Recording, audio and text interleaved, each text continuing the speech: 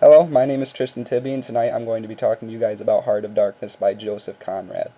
It takes place in the late 1800s, 1890s to 1901, 1902. The main character is Marlowe, and he is a sailor, seaman, and he signs up with this ivory trading company to go down the Congo River in Africa, driving a steamboat for the company.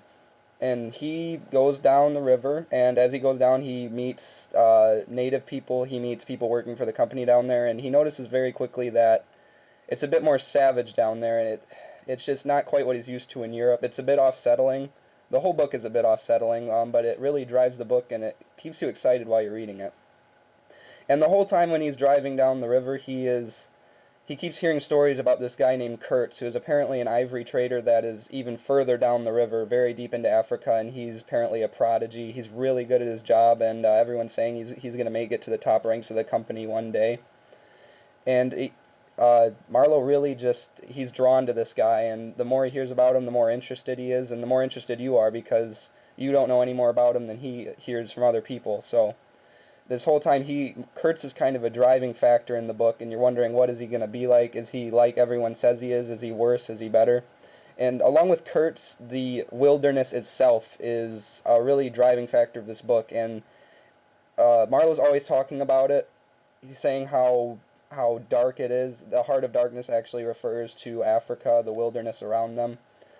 And I think Kurtz and the wilderness kind of parallel this idea that Conrad had about humans, about the human condition. And I'm going to warn you, it's not the most uplifting stuff, but it definitely says something sincere, something deep, and it's very interesting.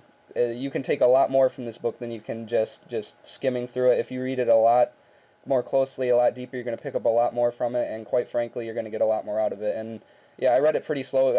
My version was only 72 pages, and I read it pretty slow. I took in everything that was being said, and I got a lot from it. It blew me away. I wasn't wearing a hat, but it would have blown my hat off if I had been. It was good. And if you guys like that type of reading that you're going to get a lot more from than just a simple story, then you'll definitely like this book. It's not the most positive thing. It's not the most fun thing. It's not like the little engine that could. I think I can. I think I can. No, you can't always. And Joseph Conrad is saying something about the humans with that. They're not necessarily the best people, but it's a good message. One that maybe needs to be heard every once in a while. And if you read the book, you'll definitely get it.